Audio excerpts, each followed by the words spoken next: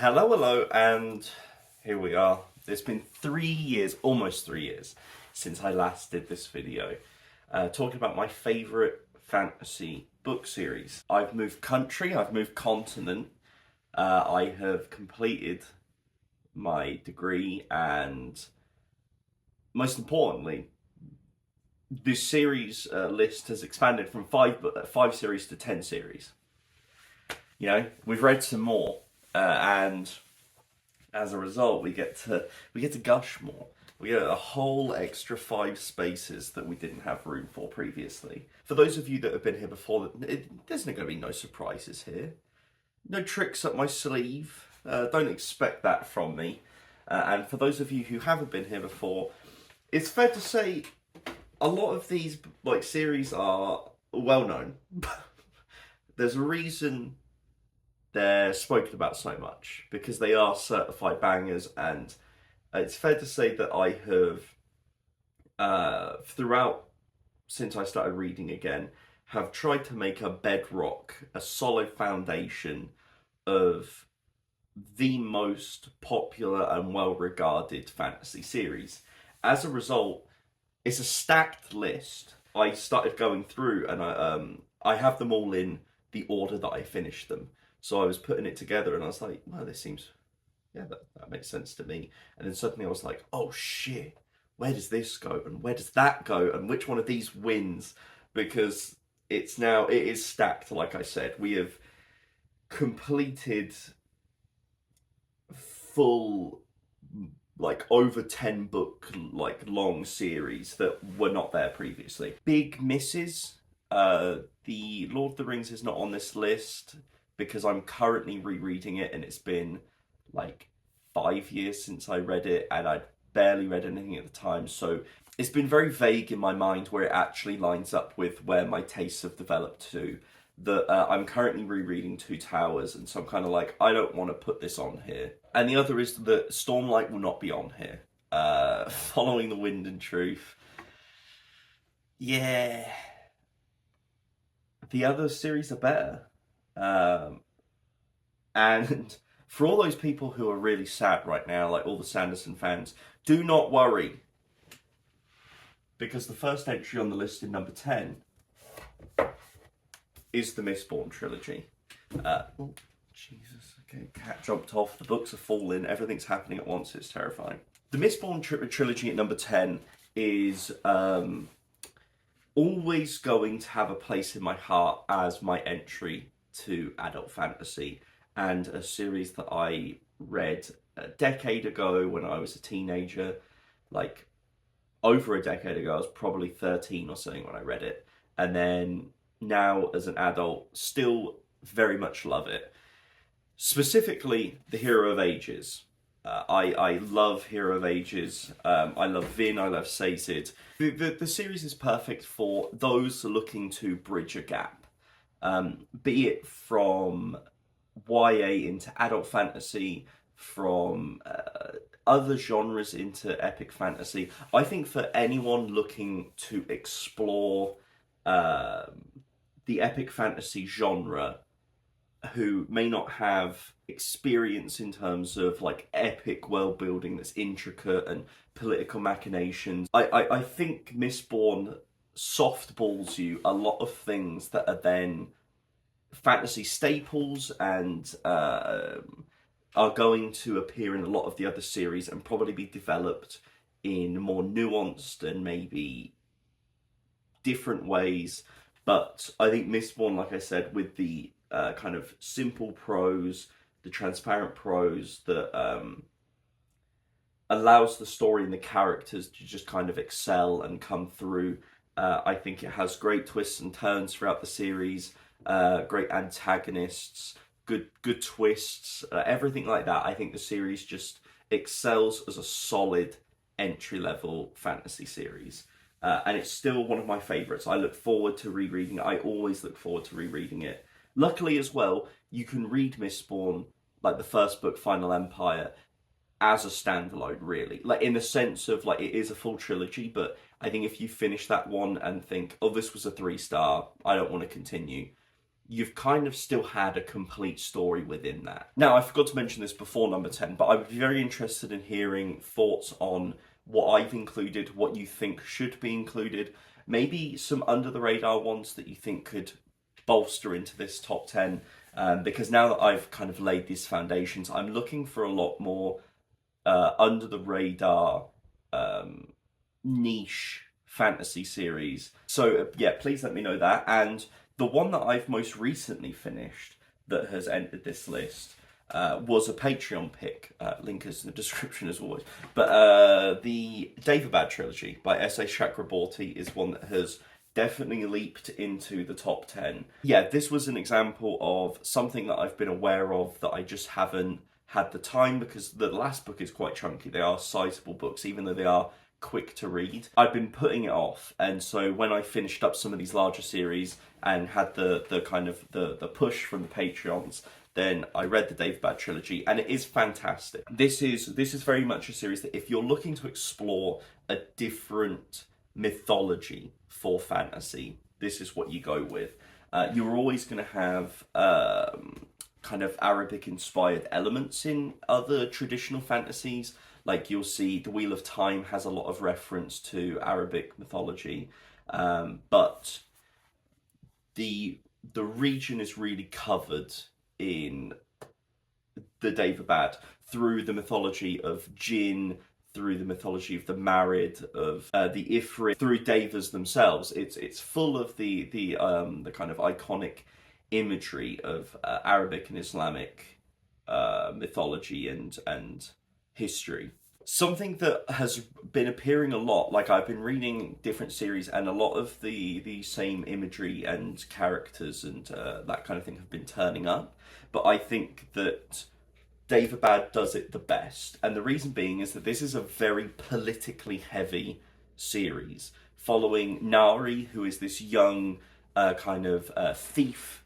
Also has kind of magical abilities in the sense that she can sense illnesses inside of people.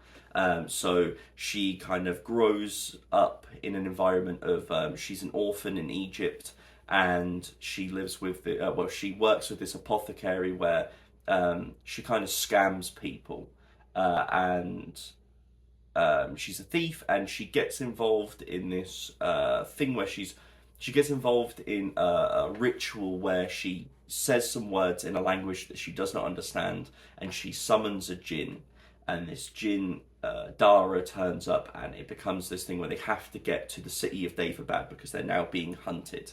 In terms of the first book, what the first book does so well is firstly it introduces you to this world, to the city of Daevabad, to the political machinations, the darkness, the greyness of all the characters and the different cultures within it. It's a very expansive series with very intricate world building and character motivations and political machinations that Chakraborty seems to have an effortless understanding of. Things never become entangled or too much for you. She just perfectly lays it out and has a real ability of setting up where people are in the culture and where they stand and what they stand for, and then allowing you to feel out the spaces of how people interact with each other. The first book, yeah, it does a great job of also using tropes that are used a lot in fantasy, and switching them on their head, investigating them, exploring what that would actually look like. And there are certain tropes that when they first appeared in the first book, in the City of Brass, I was like, this could go poorly. But she does it in such an intelligent way that, yeah, it was more an investigation of that trope rather than the trope itself. So for me, The Kingdom of Copper is my favourite in this series. I thoroughly loved that one. Then the series has a great conclusion, but it's probably the weakest in the trilogy for me. But yeah, it's number 9 for a reason. Thoroughly enjoy it. Then we're going to the comedy, because we are talking about The City Watch. There's too many books in this series. There's 8 books or something. By Terry Pratchett, part of the Discworld series. I actually love specifically the first 3 books the most, and then Night Watch. there are 4 books in this series that I think are absolutely top grade fantasy that has some of the funniest dialogue, some of the funniest world building, fantastic writing style of just bombastic fun. As we follow this ragtag group of guards that slowly grows and evolves throughout the series as they recruit more and more. And the thing that Pratchett does so beautifully in this series is that the entire thing is about learning from and understanding minority groups.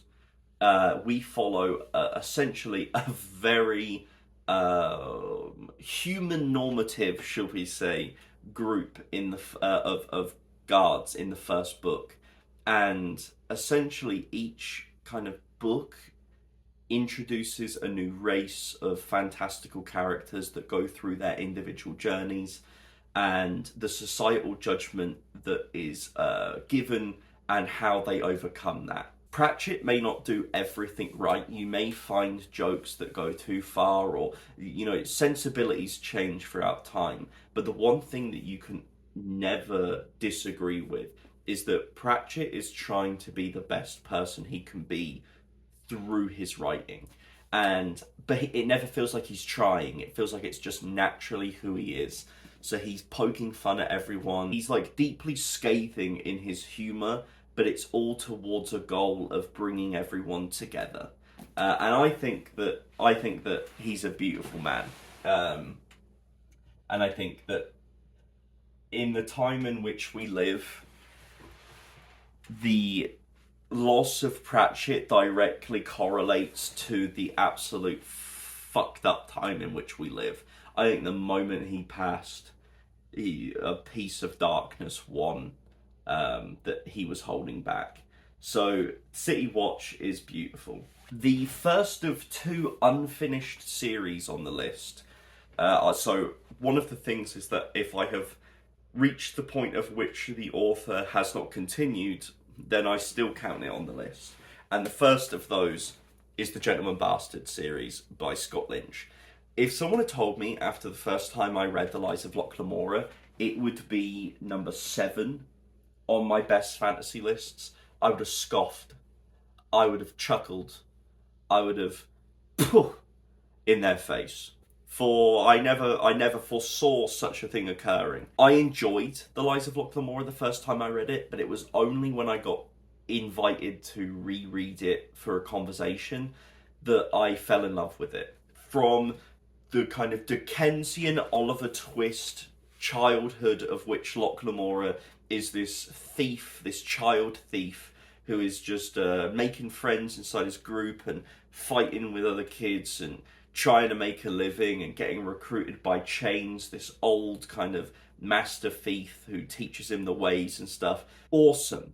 Compare it also alongside Locke Lamora as this older person, like this full adult now in charge of the Gentleman Bastards, who's in this Venetian fantasy world, city-state kind of era with low magic, full of little really funny moments. Also blended with Scott Lynch's beautiful writing. There is a delicate balance to be played between the humour of the dialogue inside of Scott Lynch's writing, also alongside the very beautiful lyrical descriptions that he has, and there's a real fine line that he walks perfectly. Yeah, I think that Scott Lynch is one of the finest writers in fantasy, and that this is one of those ones where, regardless of if the series continues, it is a fantasy great. And people should... I was one of those people that is like, bah, I'll read it when the next one comes out. There's other things. I 100% think that people should just read this as it is, because there is an arc within it, there is a movement within it, and I can understand, honestly, at the end of Republic of Thieves, why he is at a point that he got stuck. And I know there's other things, extenuating circumstances around mental health and everything, but just on a plot point, there's a real sense of like, where do this needs care. So for me, my favourite is Red Seas Under Red Skies. I think that the relationship between Locke and Jean as the kind of central protagonists expands in such a way that we see them at their lowest and highest throughout this book. It just it does what a second book in a series should. It just expands on what we've done. It moves us forward. It develops our feelings. It develops our investment. Expands the world. It does everything you want. There is some real Pratchett humour in here. The day he puts out a new book is going to be a hell of a day. And I always stress this now, because I never want to be that person. Scott Lynch does not need to put out a book. We are not owed a book by him. That's my genuine opinion. I think that when people put out great pieces of work like this, you've already won. You know, you've got to read one of your favourite books, or be it in this, several of your favourite books. And I know that the feeling is that you want more, but sometimes I think to allow someone the space to create more, you need to just appreciate what you've been given to begin with. So that's that. At number 6, the Greenbone Saga. A BookTube darling that honestly people need to start getting outside of BookTube. Do you know what the problem is? I genuinely think they need to redesign the covers to this series if they do a re-release. Because as much as I like these ones, I remember never being invested to buy them because they kind of just looked a bit basic. It's kind of like what they've done with the Dandelion Dynasty, where you're like, damn, that's a fucking sexy looking cover now. And so people who are just walking in bookstores are more liable to just pick it up. Whereas this first one is very much just, it's just the name of the book. Even the outside design is so dark that it's kind of like barely even there. Nevertheless, I'm getting outside of what I should be talking about, which is the quality of the inside. This is a full, as it says, saga. This is an outlier in terms of this series list, because I am someone who gravitates much more to swords and sandals, kind of low tech, no tech really fantasy. And this is one that is much more analogous to the 20th century. Throughout the 20th century, it expands and evolves the technology throughout it. But we are following a kind of crime family, one of the Greenbone clans. Yeah, you follow their kind of family throughout the things that happen. Essentially, the first book, I describe it as almost like the prelude to World War One.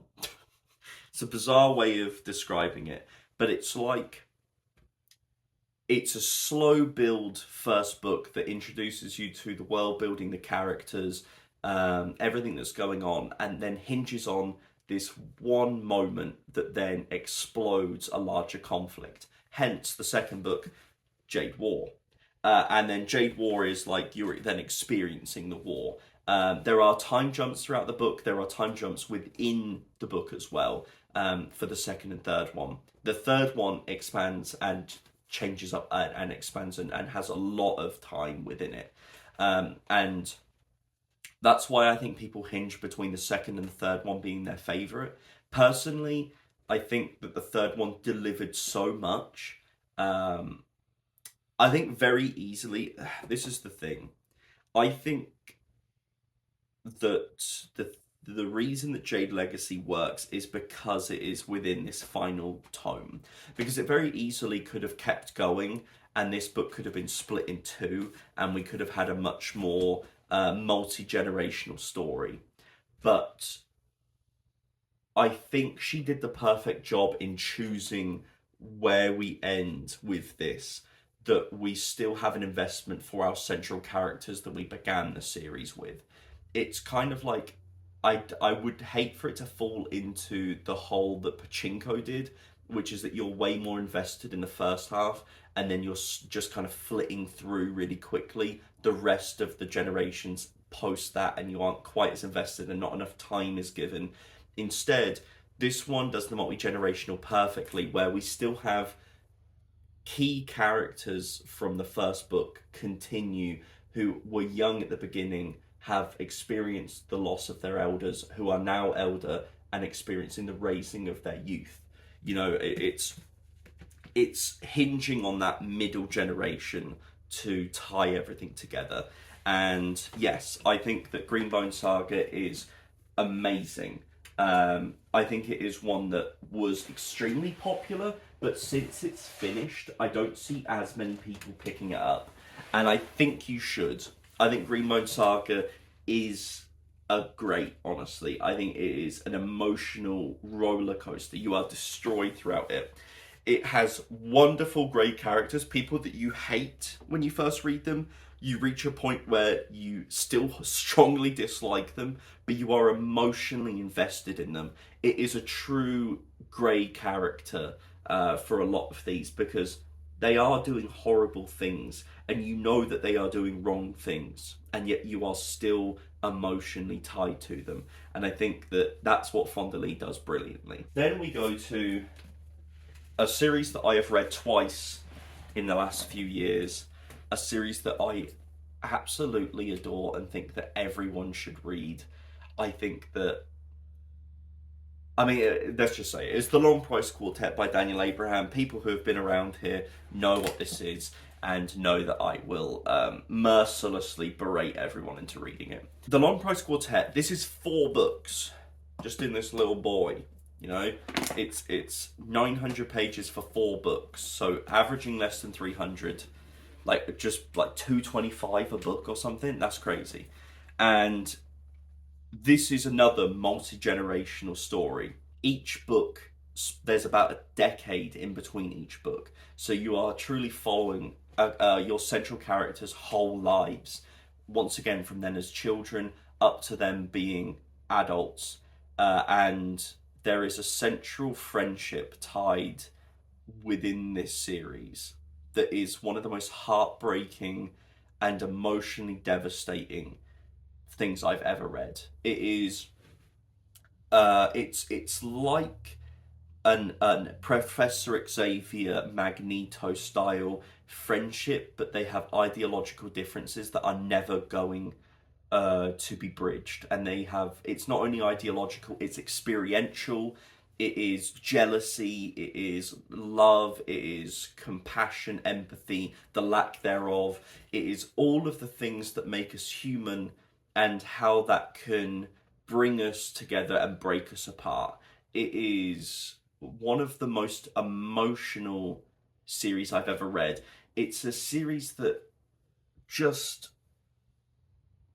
it begs to believe what it delivers. Also, some of the best fantasy like female characters I've read.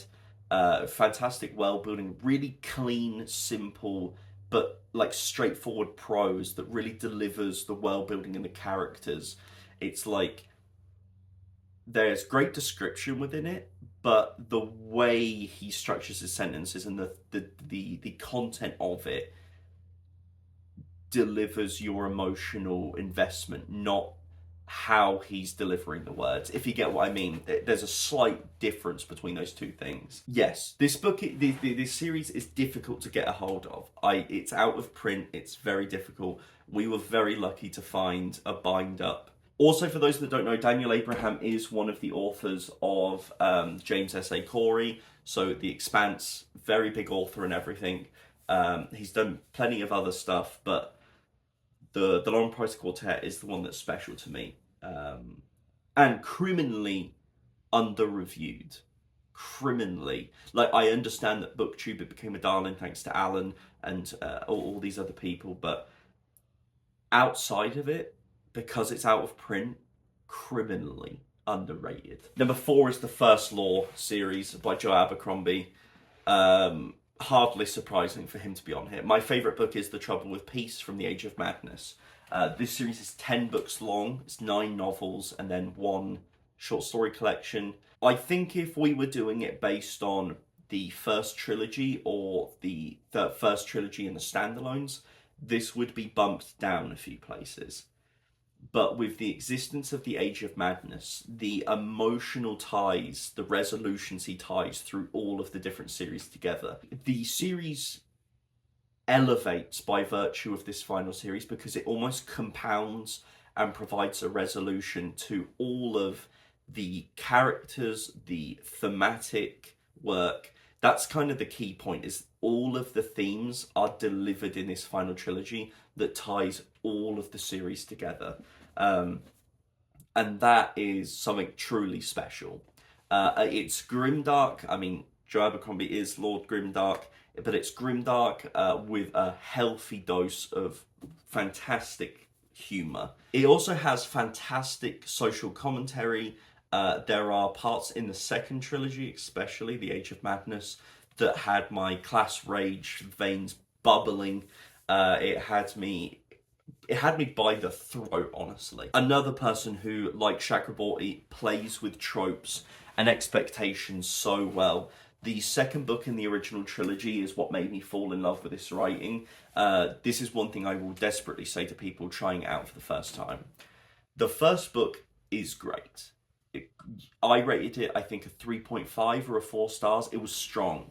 Good fantastic characters, very little plot, good world building, but it's a solid piece. I then put the series down for a while, and I know a lot of people who put the series down for a while, and it's only when you pick up that second book, and that second book will make and break it. You will either love it, or you will continue to be like, yeah. And that's kind of it. That's the experience I've seen for everyone. I have seen people go from either, like, this is the same for me, and maybe something else will catch my eye, like later on, one of the standalones or something, but otherwise this is kind of where I'm at. Or that second book hits you, and like me, where I rated it 5 stars, I thought it was genius. I thought it played with tropes so wonderfully. It was so funny. It has great satire on Britishness, has great satire on pretty much everything. He's making fun of everyone, and that just, I enjoy it. It's a really dark, grim world with fascinating characters.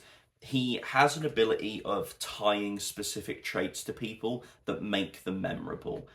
Be it Dogman needing to piss before every battle, from Glotker as this kind of miserable, crippled character who is spitting through his teeth and shitting himself, and it hates stairs, like all of the, and they're just such wonderfully wallowing in the pitiful nature of his characters.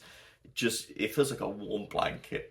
It's a soiled blanket, but it's warm. So yes, if you want to read something that is equal parts fun and dark, then I think that's the one for you. Number 3, we've reached the big 3, boys. The second unfinished series on the list. The series that probably has more people talk about it than any other series in the world. A Song of Ice and Fire. I have done this rant before about why George R. R. Martin does not need to write another book. I'm not going to repeat it here. You know, trust me, you don't want to hear it. But A Song of Ice and Fire is one of the greatest fantasy series of all time, in my opinion. What I will say is that there are certain series in my mind I feel like I'm reading a fantasy series. I enjoy the fact that I am thinking about what the person's trying. When I read First Law, I'm thinking about what Joe Abercrombie is doing, how he's playing with tropes, etc. I think about that. When I think about The City Watch, I'm thinking about Pratchett. There are certain authors that do that I think about them with.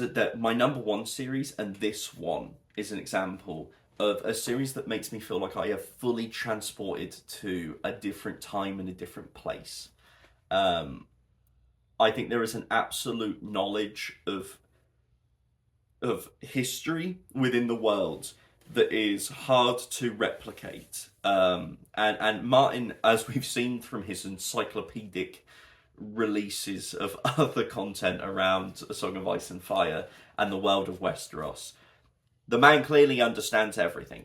And as a result, I have never felt more transported to a different world, and I plunged into this, and I was surrounded by mythology and history and religions and all of these different things, and there's so much to dig into and explore, alongside Martin's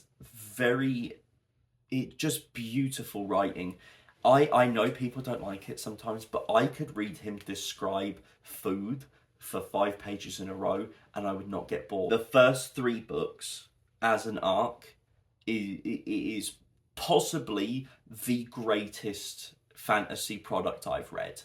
Everything that the third book delivers from the first 2 build-up novels, like, which also have their own things going on naturally, but this third book is genuinely a dumbfoundingly brilliant piece of work. I think this one works especially. My one and like the one that's in number 1 and this one, they work by virtue of being the opposite of each other. This one draws so heavily from real historical accounts, from the War of the Roses and stuff, that when you read it, because of my understanding of historical imagery from from studying at school, or just having a basic knowledge of being British and seeing the iconic kind of knights and the kind of revelry and all of that kind of stuff. There's an early scene in this that's like a joust, and in the first book that's like a joust, and it just brings this energy and this feeling of the time that it's trying to convey, and I just get caught up in it. I think it's so much fun, and yeah, talk about a book like series that is full of twists and turns and sudden deaths, and it constantly is introducing new exciting things to delve into, shifts your expectations. It takes characters that you fundamentally hate, turns them into your favourites. You are never safe within this world. You are never sure of your footing, because Martin is such a masterful storyteller that he will cut down the ones you love and then make the ones that killed them your favourite characters. It's fucked. It's genuinely fucked how it does it. But it's hard not to respect the game. So that has to be number 3 for me. If it was a complete series that was of the quality of the first 3, it would be number 1, and nothing could supplant it, no matter what anyone did.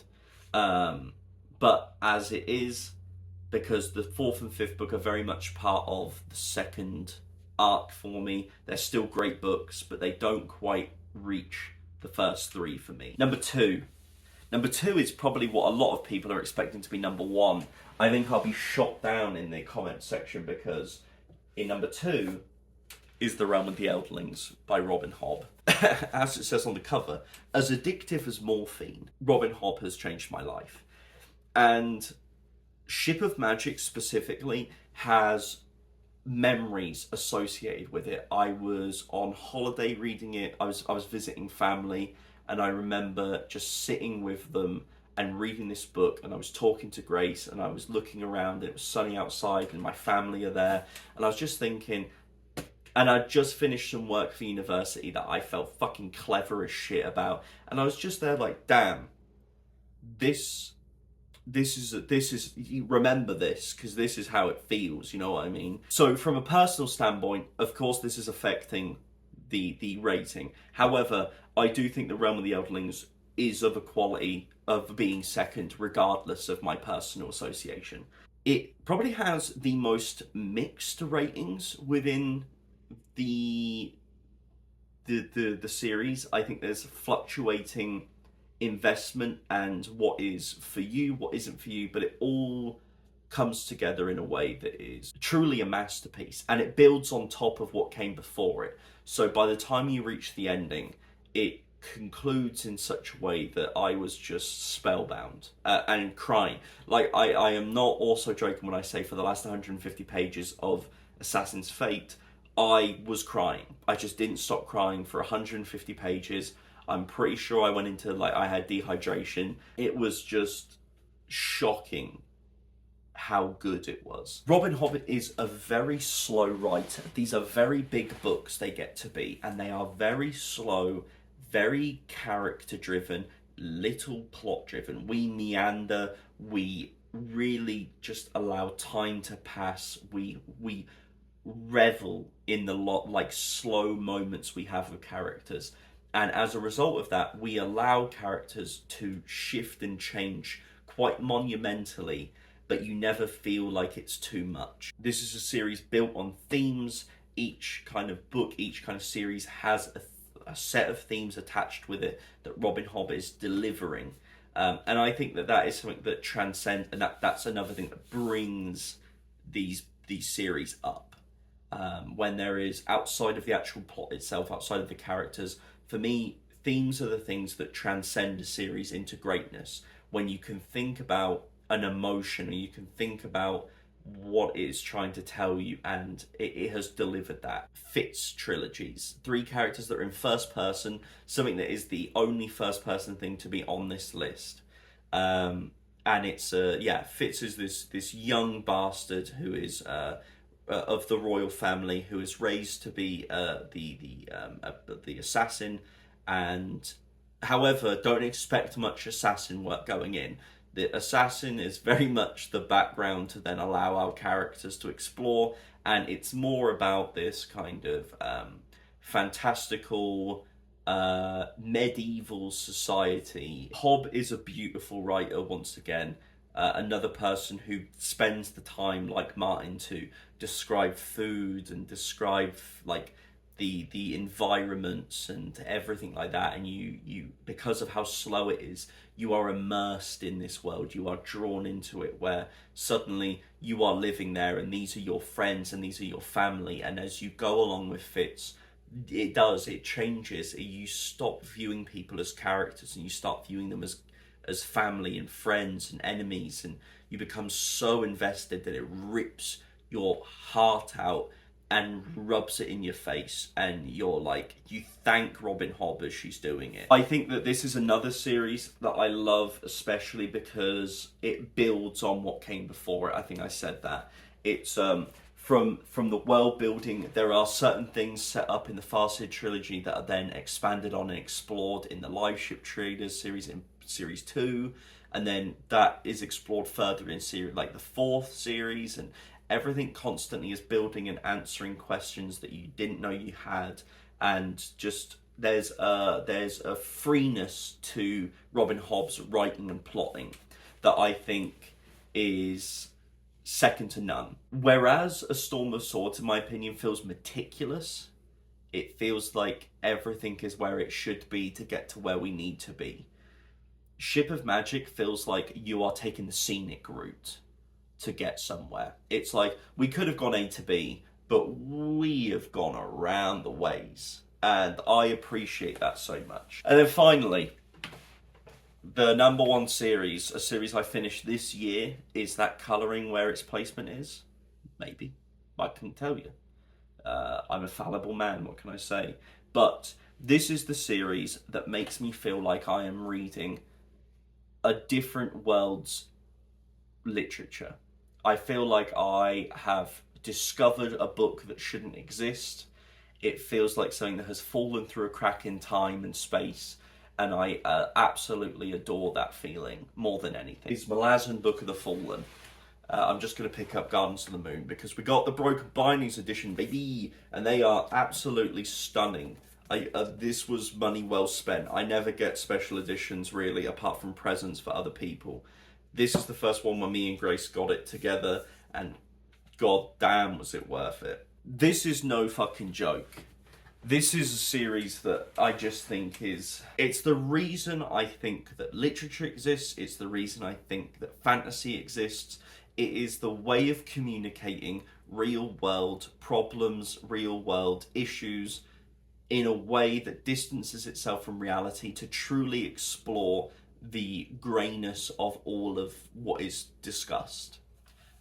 This series delves into the darkest topics that humans involve themselves in, and it navigates it with what I think is attempt at care. I will not say that it always does it well. I think there are parts where Steven Erikson loses himself in what he's trying to do. I think there's parts where he goes too far or doesn't go far enough. He is not perfect in this series. However, it's another example of where I always think that he's trying to do his best with it. This series is another one that made me cry at the end. I was not expecting it, but it really caught me because you become so invested in a massive, a crazy scoped story and cast of characters.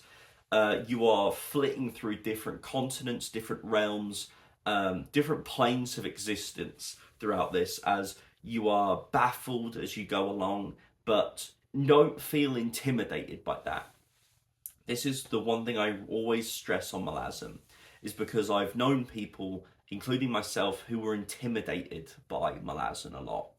And I can understand why, because when people talk about this idea of writing, you need to write notes, you need to pay attention and all this, you get this overinflated idea of what the series is, and you feel like it's all going to be technical and about the plot, and it's all intricate and you need to pay attention. Whereas this series is all themes, all thematic work. It is about how it makes you feel.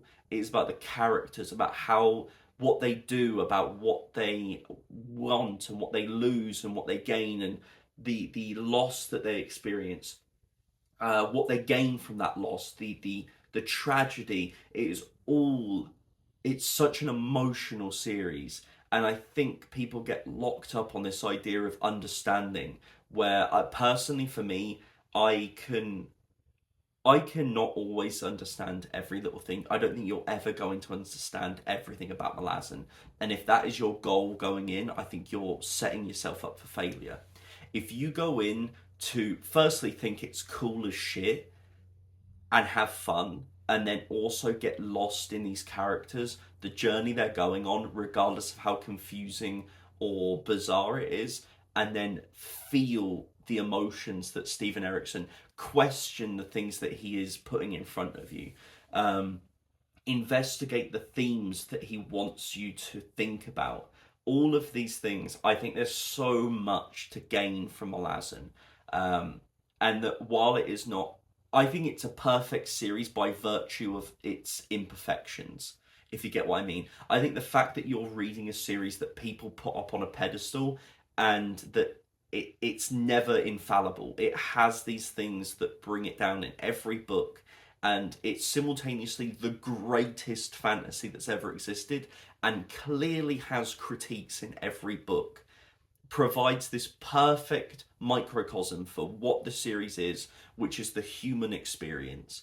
It is this collection of what it means to exist, and that means the good and the bad, the well-intentioned and the ill-actioned. All of it is within that series, and I just can't speak highly enough of it, alongside of its critiques. I look forward to rereading Malazan a lot. Underspoken about is how funny Steven Erikson is.